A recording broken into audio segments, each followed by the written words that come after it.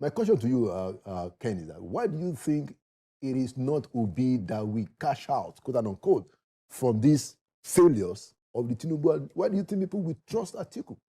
Right.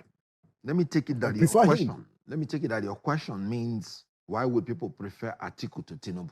Because he's the person. No. Why people will prefer? I am saying no to you because Tinubu is the government in power. Look, you have argued, Ken. Good. Ken, you have argued that Tinubu has failed. Good. There are two. Nigerians have two options. They have Obi and Atiku. I'm saying to you that why do you think Nigerians will go with Atiku and not Obi? Maybe you're not aware that INEC said there are 9 parties that have produced presidential candidates. Good. And I have respect for 9 of them. So my interest is why would people prefer Atiku Abubakar to Tinubu? There are 8 other persons, and there is none that is bigger than the other because they are all candidates. So why the preference of Atiku Abubakar? For me, every other person is inconsequential. Good. Enough. Now, we have to be very careful of these politicians that their only resume is that they had been a governor of a regional state. I have discovered that when they did not have any exposure on a national level politically, they maintained that their microscopic way of reasoning in terms of administration. They carry along that their microscopic loyalists, which they are bringing from their regional quarters. This is exactly what Tinubu is doing. He's not even doing Southwest. That Lagos axis of his loyalists, they are still the people that are central to his government. And you can see the disaster that they are foisting on the Nigerian nation.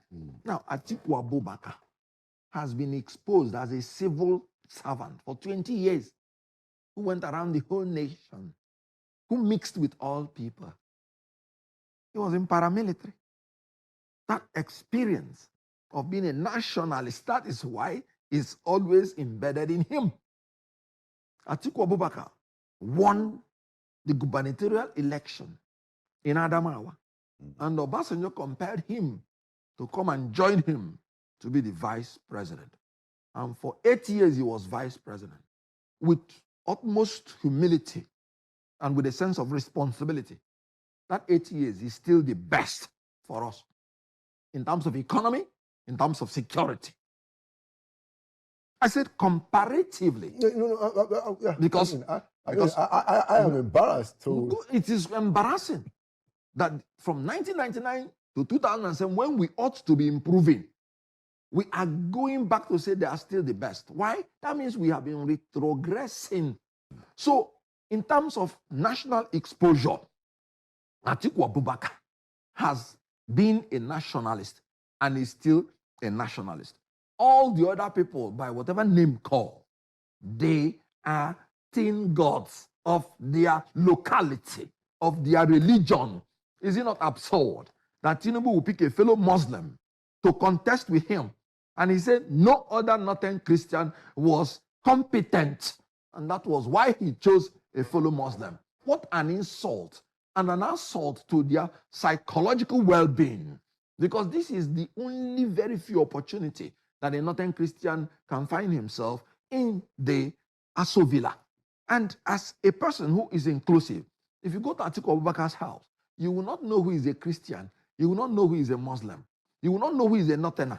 You will not know who is a Southerner. But the president's wife is also Christian, Ken. The president's wife is also Christian. Oh, so, Laolu, have you joined the team that wants to bring an unelected first lady into the governmental system of Nigeria? That's what I'm saying. That is absurd. In America, because you are saying what power does a wife of a president? You are saying so it's fair to talk about the house of the president. No, what I'm saying is that Atiku has fought the issue of discrimination from the one. He has contested for how many times? For 3 times for the president. He never chose anybody who is from the same religion or from the same section with him. And he positively fights any appearance of such injustice. Okay, so you've spoken. So a man with such economic experience, nationalistic experience, and fairness in his heart is what we need now. All right, excellent. And why am I saying this? I am not presenting anybody as a saint. Because democracy does not operate in sainthood. We are not looking for a pope. We're not looking for an imam. Democracy operates with your available options. Who is better than the other? Okay, Ken, let's, like I said, let's make it a conversation. Good. So that is why I believe that Atiku will be the next president of the Federal Republic of Nigeria. So you've made the case, Yes. Now I want you to respond to the case, the counter case, which is now being actively pushed against Atiku and against yourself. Now, they said that you yourself had said in the past, this is what Obedience put out, and I'm sure that you've seen it, that you yourself have said in the past that Atiku is corrupt. That's number one. Thank you very much. Now, and they said that Atiku himself, on the record, came out to say that, look, myself and Obasanjo, we failed on the question of power. We wasted money. So the question people are saying, the Obedience in particular, are saying that, look, give somebody who hasn't all these baggages another opportunity. Let's leave all these old soldiers with their baggage and give Nigeria a fresh start. How do you respond to that, Ken? Very good. First and foremost, I said that Obasanjo said that Atiku. It was not my statement. I cited the source. I cited Obasanjo's book. That was a reported speech. So if you want to hold... Who also said that who is not endorsing Atiku, by the way? Who is not endorsing Atiku, by the way? No, it's immaterial. Okay. You have 220-something million persons, and everybody has the right to endorse everybody. Because you align Atiku with Obasanjo's successes. No, why? Of course, he's the vice president. Okay. And then he head of the economic management team. So Obasanjo's view is important. That's what I'm saying. No. Your view, Laolu, is extremely important. You're a distinguished journalist, a former spokesperson in the presidency. We should stop thinking. My belief is that as long as democracy is concerned, one man, one vote. Everybody is equal. Yeah, no. As a lawyer, as far as the law is concerned, everybody is equal before the law. But you are making the point before I interrupted. Very good. So what I am saying is that, strictly speaking, Atiku Abubakar left office 2007 and has been in opposition from then till now. Well, how many years? Not always opposition. No. Because it was part of APC at the point. APC contested and lost in the primary. But he was a member of and APC. Joined. That's what I'm saying. He joined. So at that time he was in opposition. That's what I'm saying. But he was still opposed to Buhari as an opponent. But when Buhari won, he even gave Buhari structure. So he wasn't in opposition at that point. That is material. No, it's material. Okay. Why is it material? From 2007 till now, a man has been in the opposition. At least he has not been a member of, as in, he has not been in power. And no government has investigated him. No government has indicted him to take him for corruption and then to find him guilty.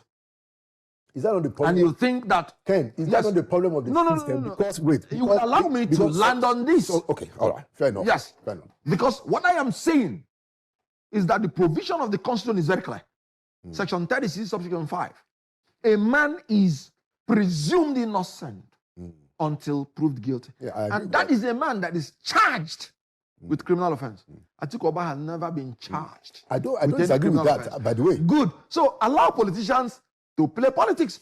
I cited what Obasanjo said. It was not anything within my personal knowledge. Okay, but this is my response. Good. And it has been cleared. Yeah, let me respond to that. That is more political than legal or real. Okay, let me respond to that so that we can take it forward and you can continue. Go ahead. So what I was going to say is that yes, that same analysis is also correct for President Bola Ahmed Tinubu, by the way. Go ahead. Okay. Go ahead. So if we are using that as the yardstick yes, to judge people's corruption, whether corruptibility or whichever way we put it, we will not be covering the entire field.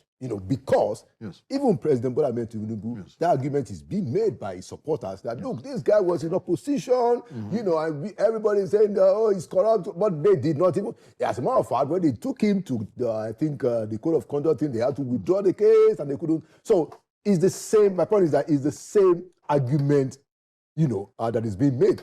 But I don't think, in my view, and this is my view, Ken, and then you respond. Yes. I don't think that cures, the issue that we have some of these folks that they have quite a bit of moral burden in terms of what they themselves have said and they have done. I don't think it cures it. The fact that they've not been tried. That's my view. But please proceed. Now, I agree with you partially. Because comparing Bola Tinubu with any other Nigerian is an assault to our psyche. Honestly. Were you not here when we talked about the Chicago certificate? Where the Chicago State University dubbed his certificate as INEC certificate. It did not come from them.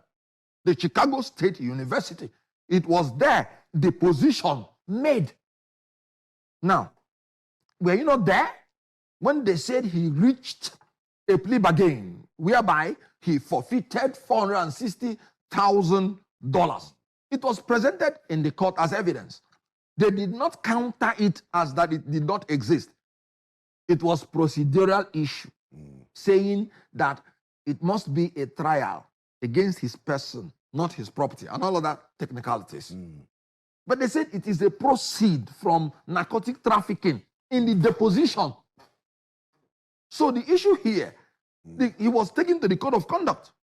So you cannot compare apples and oranges with respect. Okay. And I agree with you that where there's prima facie evidence, somebody can use it. That's why nobody sued me for defamation.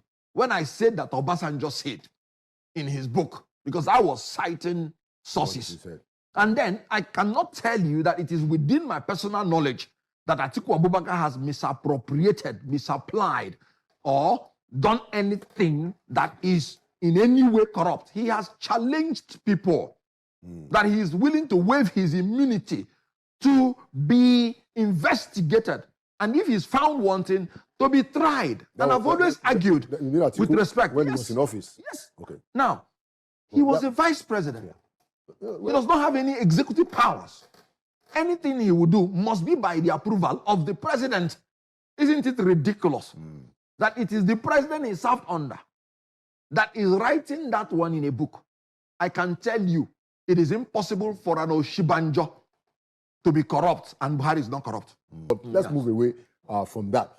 Now, you cited, the case of, specifically now the $460,000 Yes.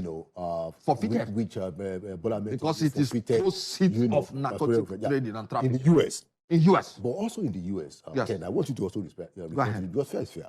Yes. So there's also the Congressman Jefferson's case. Yes.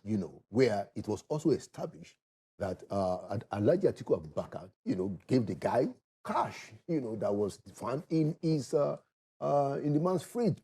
And I think the man is, we have to check whether he's still in prison. The appellate court has quashed that case. No, I don't think so in the Now, US. I'm telling you. Look, so what happened? A free man. But we have to check that. Good. But what was said in that case, fair is fair, Go ahead. is that Atiku Abubakar gave the man a cash of $100,000, which was found in his fridge. So whatever happens to the case, Ken, yes, that was recorded as a fact, and I don't think we can ignore that. Good. Can we? You see, completely. Atiku Abubakar has been moving into the United States and coming out. I'm not talking about his movement. I'm saying that's what that I'm saying. happened. The man has been freed by the appellate court. No, you can check. But check. does that say that that did not happen? Let me tell you. No, that's what I want to tell me. Let me tell you what happens. I don't want to go into details. Okay. Good. A lot of things happen in international relations. So, what a country may think somebody was, maybe I don't want to go into some specifics, but let me give an example. Okay. Tinubu's government said they spent 9 point something million to lobby. It was in the open. Mm-hmm. Was that a crime? Well, I don't think it's a crime, but it's a... And then you're saying that moral assuming issue. without conceding. No, that's what I'm saying. That what happens in international relation, I don't want to get into that. If America believes, or they believed, that any of such thing was breached, they know how to go about it. The reason we have to bring that up is because you said that the $460,000 of it was tried. It was tried. You are bringing it to the plea bargain, and he. So there is also confession. the counter that somebody said Atiku gave me $100,000 was from the fridge. You said somebody said, and I told you that the person is cleared, and I did not hear when. Whether the person is cleared or not, I did not hear when. It's a legal matter. I did not hear when somebody said that Atiku did this or that. I told you that case, the man, the congressman, the appellate court quashed it. Okay. And apart from that, Atiku Abubakar is a free man. Okay. And you're talking about United States. You're not giving me any judgment of any court. Okay. Against Atiku. But I gave you judgment. Is the moral, the moral implication? But let's move on. Good. Let's move on. Let's move on because we have other things, and I don't want us to be stuck there. So, in your new job, which you are doing excellently, by the way. I must say, you know, even though I have my issues, but I think the guys that decided that you have to be the spokesperson, they must be very smart. They must be very smart, by the way. But I want to talk about it. They must be very smart. Just as a matter of to chip in, Atiku is one of the smartest human beings I've met. You know what he wrote in the letter of appointment? He said, "This appointment reflects my confidence in your competence, in your public communication skills, in your integrity, in your political judgment, and in your ability to represent my public positions professionally and responsibly." So he acknowledges, just like what you said, he confirmed that I'm professional, I'm responsible, I have political judgment, political sagacity, and I have integrity, and I have competence and efficient public communication skill. He's a discoverer of talent. I was surprised when I read it because, I had been meeting with him for a while. He's been engaging me, I've been engaging him, and I saw how beautiful this great Nigerian is. Excellent. And like I said, it's one issue that Alhaji Atiku Abubakar, yourself, and myself agree, clearly.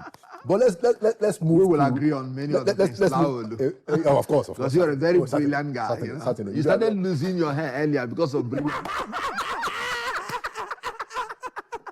Oh my God! What a balance of compliments and the little. But thank you so much, So when are we going to have a Southeastern president? Very good. Now, when we went into the coalition, I made it clear that the only road or the easiest road to beat Tinubu is all the opposition parties, all the opposition leaders coming together under one umbrella. But we're not having that, Ken. That's what I'm saying. So within that context was when I said, you must pick someone from the Southeast, and he agreed. And when we had that arrangement, it was himself, Peter Obi, and Morotibi Amechi that were the people showing interest from the beginning. Yeah. And then Hatudin came last, as in now. Yeah. Peter Obi left. That's true. If he hadn't left, of course, I must have to be honest with you. Even when I was agitating for that, he was the one I had in mind. That's why I said, I see. That's the truth. People did not know, but go behind. Okay, but I don't think you've disclosed that. No. You're disclosing that for the first time. Yes, go behind. People think I have any grouse against Peter Obi. No. I want the best for him. After having been with him, I believe that he needs tutelage on the national level. Just like I'm telling you, that some of these people that have this, microscopic knowledge from where they're coming from. Yeah. So, and I said, okay, if he agrees, and I expressed I expressed my reservation that eventually he will leave. But I told them that if he agrees, let him go and contest for the presidency within the coalition. If he wins, everybody will support him, including myself. I made it public. This one was not. I said, whoever wins, I will support the person, including him. Then if he does not win, I made it clear to them that the vice president post for him is not negotiable. Then we didn't have any other person from the Southeast. So when he left, we were thrown into confusion. But I still insisted that they should look for the Southeast. However, look at the impediment. Whoever you must consider would have been a member of ADC 21 days at least before that primary. They were mentioning some wonderful names. Ngozi Okonjo-Iweala, Kingsley Moghalu. They even say Governor Oti. Some even say Governor Soludo. Wonderful people, but they're not members of ADC. So we are now, like disadvantaged. But I expected, and of course, the name Amechi has some, similarity with the name Okonkwo. So, but I was just talking about geopolitical balancing. Right. So I'm like, even if you do not eventually pick Southeast, you have to give them the respect of calling all their leaders and telling them, look, these are my situation, these are my handicap. And that does not mean that my intention of being the gateway to Southeast president is aborted. I don't think you answered that question. Good. Let me briefly touch on it. Why don't we have somebody fresh? Can't we have new people, new blood? Very good. Laolu, being honest, there was a time, and I'm being strictly honest, there was a time I said 3 of them should step down. I said it. The three of them. Being Tinubu, Atiku, and Itobi. There was a time I said 3 of them should step down. Okay. So eventually 3 of them are the ones that we don't have the choice to choose. And 3 of them are, if you tell me they are standing on the same pedestal, they are both 60. That's what that 60 is the retirement age for civil servants. So none of them will claim that he's younger than the other. There are 3 of them are on the same pedestal now. So what we are saying 60 is, and close to 80. I mean, Ken, come on. No. Whatever it is, if you are in the civil service, you are retired. Yeah. Oh, good. The question now is, who is better amongst the 3? It's interesting. And I'm presenting to Nigerians, having had an idea of 3 of them, that Atiku Abubakar, by his nationalistic tendencies, by his experience on the macro and micro level, by his, negotiating skills and ability to reach compromise democratically, which he has formulated over a while, by his industry, by his sagacity, is better than 3 of them. Okay, lost it. I don't know whether I should do this gossip to you. Don't try my job. Okay. But let me gossip to you. He said one of his ambitions is to ensure, his gossip, but don't tell anybody, that he transits power to the younger generation. Okay, we see how that goes. What happens with it? Let's move on because our time is fast spent. That's a national gossip.